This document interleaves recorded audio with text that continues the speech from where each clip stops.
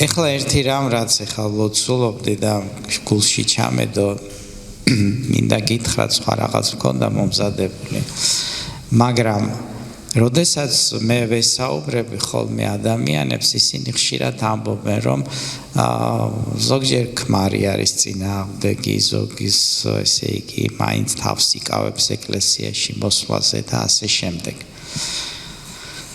და მე ვიცი ახლა საქართველოში არის სერიოზული პროპაგანდა ბოლო წლებში ეს უფრო გაძლიერდა ანუ თუ შენ არ ხარ მართლმადიდებელი ან არ ხარ მართლმადიდებლური ტრადიციების მქონე მაშინ არ ხარ ქართველი თუ რაღაც ესე იგი მოღალატე ხარ და ასე შემდეგ ეხლა საერთოდ აი მაგალითად როდესაც ჩვენ იცით რომ თქვენ იყო ნაცისტური გერმანია ხო და თქვენ იცით რომ გერმანია და გერმანელები განათლებული ხალხი არიან საერთოდ მათ ყავდათ ძალიან დიდებული ფილოსოფოსები მწერლები მეცნიერები ლიტერატურა და ესე იგი ისმის ხშირად კითხვა რომ ეს ერი ასეთი ესე იგი ტრადიციების განათლების მქონე ევროპული ერი როგორ გადაიქცა ფაშისტებად რომელთაც შეეძლოთ რომ ადამიანები ასობით ადამიანი შეეყარათ გაზის კამერებში გაეშიშვლებიათ ცალკე ფეხსაცმელები დაეწყოთ ცალკე ტანსაცმელი დაეწყოთ და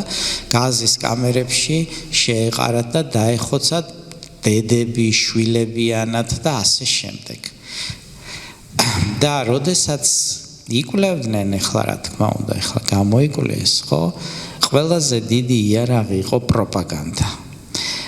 გებელსი რომელიც იყო ამ პროპაგანდის ხელმძღვანელი, ხო? ყველა ოჯახში დადგა რადიო.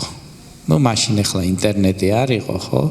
რადიოც კი იყო ასეთი ფუფუნება, მაინც ყველას არ ქონდა რადიო. ყველა ოჯახში, ანუ იყო ეს პროპაგანდის ხელმძღვანელი და პირველი რაც გააკეთა ყველა ოჯახს უნდა ქონოდა რადიო. და ამ რადიოს საშუალებით მათ გამოურეცხა ტვინი. და დააჯერა, რომ ყველაფერ უბედურების წყარო იყო ებრაელები. მათ შორის ქრისტეს ჯვარცმის. და არა მხოლოდ ეს, რომ აი ჩვენ ცისფერი ჩვენ არიული სისხლი გვაქვს, ესე იგი სპეციალური რასა ვართ, ჩვენ ესა ვართ, გადამრჩენელები ვართ, ქრისტეს, ესე იგი ჩვენგან უნდა დავიცვათ ეს ყველაფერი რწმენა და მან ეს მოახერხა ადამიანების ტვინების გამორეცხვა, ისე რომ ადამიანები უკვე და მათ შორის სასულიერო პირებიც მოქმედებდნენ ისე რომ ბოროტის იარაღები იყვნენ ხელში ღმერთის მოწინააღმდეგეები და კაცობრიობის მკვლელები პროპაგანდა არის ძალიან დიდი იარაღი ძვირფასებო და ადამიანებს მე გონიათ რომ ეს რასაც ისინი ისმენენ არის უზენაესი ჭეშმარიტება და არც კი ფიქრობენ რომ შესაძლებელია სხვა აზრი არსებობდეს სწორი დღეს ქართველს გონია რომ მართლმადიდებლობა და ქართველობა არის იდენტობა და არც კი წარმოუდგენიათ იმის გააზრება რომ ეს არის აბსოლუტური სიღალბე თუმცა ხელის გულზე დევს რომ ეს არის სიღალბე მაგრამ პროპაგანდა ურეცხავს ტვინებს მათ და ვეღარ ხედავენ ვერაფერს იმიტომ როდესაც ისინი ბავშვებს კლავდნენ და ასე ვთქვათ აწამებდნენ ადამიანებს კი ვერ ხედავდნენ რაღაც სხვა მოვლენას დღეს ახლა საქართველოში რო გაიგებენ რომ არამართლმადიდებლური ეკლესიაა ხო ასე გონიათ რომ რაღაც ესე იგი მარსზე უნდა გაფრინდნენ რომ ამ ეკლესიაში მოვიდნენ გონიათ რომ ესე იგი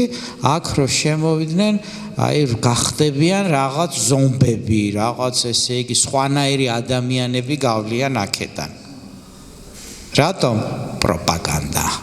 პროპაგანდა არის ასეთი და ამ პროპაგანდას ხელს უწყობს ყველა ინსტიტუცია და ყველა დარგი ეხლა მე მინდა გითხრათ რამდენიმე რამ, რაც თქვენ უნდა იცოდეთ. ამ პროპაგანდაში არის ჭეშმარიტი სიტყვა.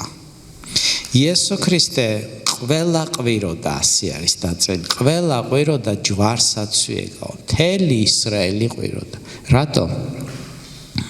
რატომ, კაცო, რატო ვერ შეხედეს, რომ ეს უფალი იყო? პროპაგანდა, რომელთაც უთხრეს, რომ ეს ასე არის. მაშინ, როდესაც ხელის გულზე იყო, რომ იესო იყო უფალი. ამიტომ, ჩემო ძვირფასებო, საერთოდ უნდა ვიცოდეთ ჩვენ, რომ ღმერთის სიტყვის გარეშე დაცული არავინ არ არის.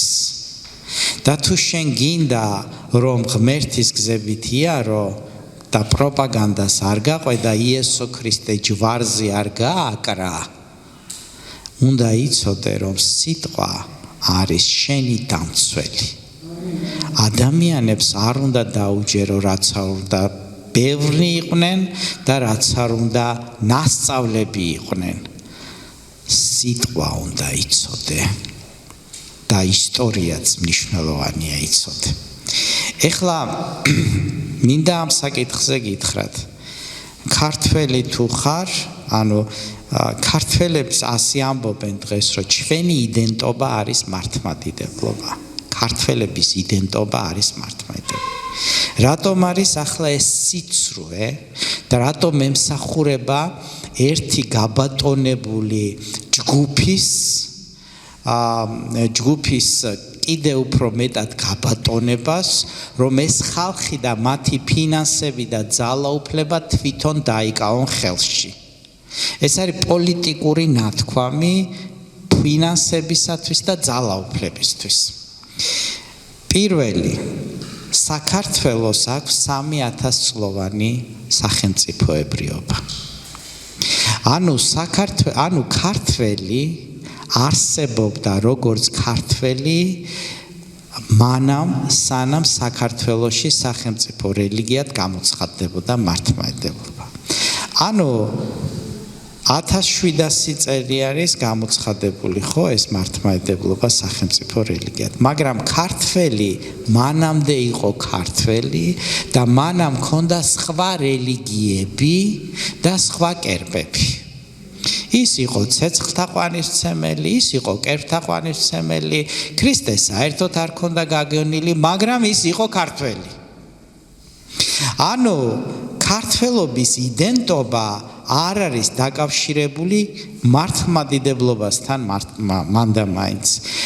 ის იყო ქართველი მაშინაც, როდესაც არმას სცემდა თაყვანს, როდესაც მორიგე ღმერთს სცემდა თაყვანს, როდესაც მაშინ ცეცხლთაყვანისმცემელი იყო, ქურუმები იყვნენ, ქართველები იყვნენ. ქართველობას აწვებოდნენ, იბრძოდნენ, იმარჯვებდნენ, ტერიტორიებს იპყრობდნენ, არგონავტები ჩამოდიოდნენ, ქართველები იყვნენ.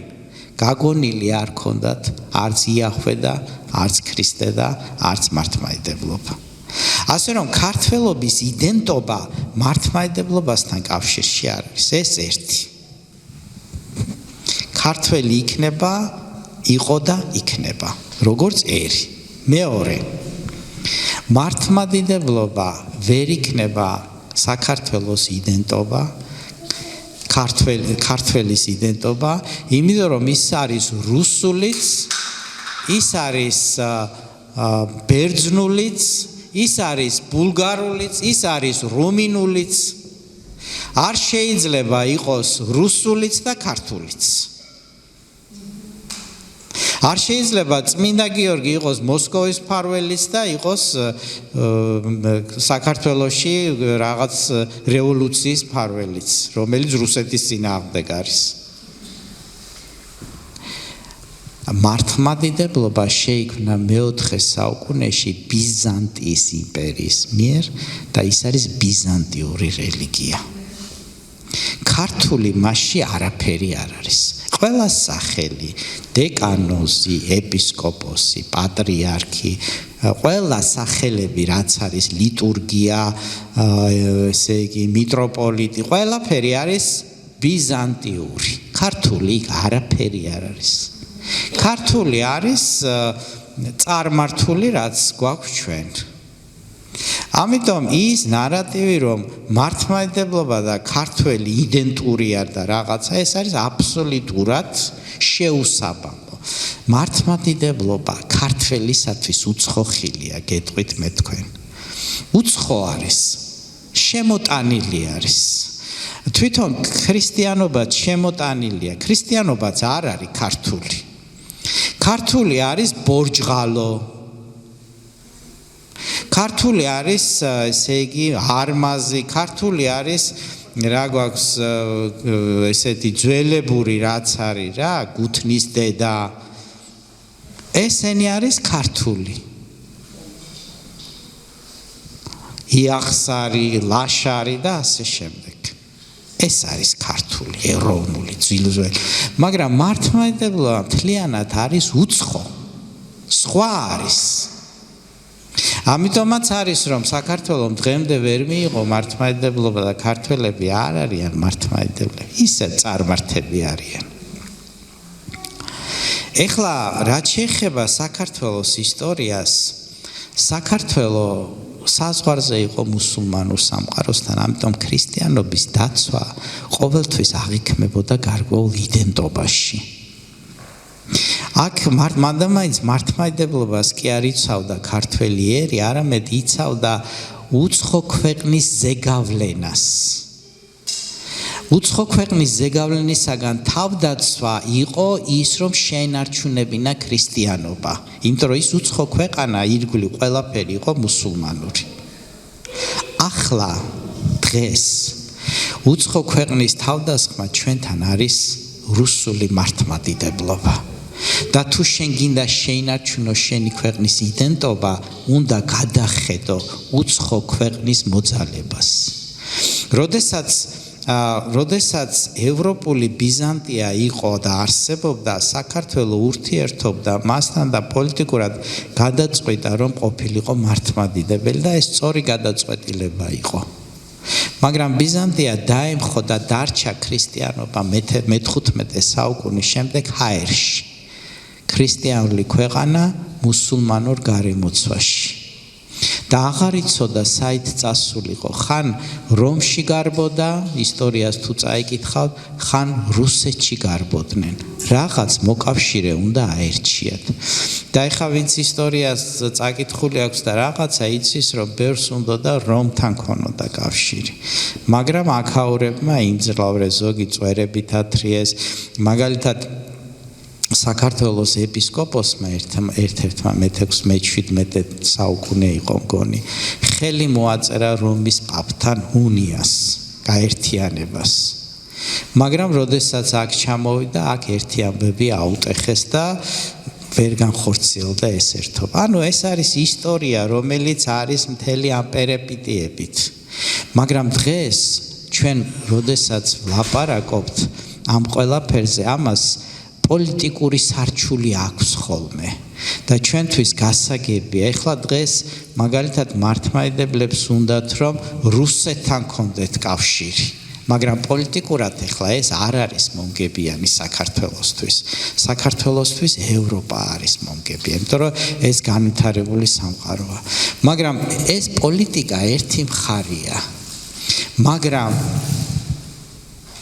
პოლიტიკოსებმა უნდა იცოდნენ, რომ თუ ისინი პოლიტიკაზე საუბრობენ, პოლიტიკურად უნდა ისაუბრონ, მაგრამ ღმერთის სიტყვას თავი უნდა დაანებონ. ღმერთის სიტყვის გამოყენება პოლიტიკური მიზნებისთვის ძალიან საშიში არის. ამიტომ მე ისი თქმა მინდა ძვირფასებო, თქვენ უნდა იცოდეთ და მე ძალიან ბევრი მაქვს ამაზე ნაფიქრალი. მე ხლა ისე კი არ მინდა რომ იდენტობა დავკარგო ან ქართველ ერს წაერთვას, ესე იგი რაღაც თავისი სულიერი სამყარო. მაგრამ მე ვიცი რომ ისევე როგორც მირიანის დროს, როდესაც ცეცხლთა ყვანისმცემლები იყვნენ და კეფთა ყვანისმცემლები იყო, მთელი ერი განჭვრიდა რომ პროგრესი არის ევროპისკენ და მან თქვა ჩვენ უნდა დაუკავშირდეთ ამ ხალხს. დღესაც და რა მე მე დარწმუნებული ვარ ის ვინც კერთაყვანის ცემელი იყო არმას კერცემდა თაყვანს ეს ქურუმები ყველანი ალბათ აღსდგნენ ჩვენი იდენტობა არმასში არის ჩვენი იდენტობა კოპალაშია ჩვენი იდენტობა ბარჯღალოში არის ქართველი ესე იგი ბარჯღალოსანი უნდა იყოს ქართველი ესე იგი არმაზის თაყვანისმცემელი ჩვენი იდენტობა ალბათ იყო ერთი ამბავი კარგავთ ქართველობას ეს უცხო რაღაც ბიზანტიური რელიგია შემოდის ეს უცხოა ეს ჩვენი არ არის ჩვენი ნამდვილი მამაპაპური არის ბორჯღალო ალბათ ასე იყო ყველაფერი მაგრამ ამირიანს ტვინი ეყო და ჭკუა ეყო და შეხედა რომ ცეცხლთან რომ ემხობოდნენ იმას ჯობდა რაღაცა ეს წიგნიერი რელიგია წიგნიერი იყო კაცო აგერ კითხულობდა ხალხი მთელი შექმნიდან რაღაცა ეს ყველაფერი და მიხვდა რომ ეს უფრო მაღლა დგას ეს უფრო მის ერს მისცემს სულიერ სიმაღლეს ვიდრე აქ დამხობილი არიან ცეცხლთან და ესე იგი მზე და აგერ ვიღაცა კაცი არის კერპი არის და ვერ განძრეულა ვერ გამონძრეულა მიხვდა მეფე იყო და რა ბედნიერება როდესაც ქვეყნის სათავეში ჭკვიანი კაცი არის და არა ვიღაც ესე იგი შენ გაბოლებს და თვითონ ფულებს იჯიბავს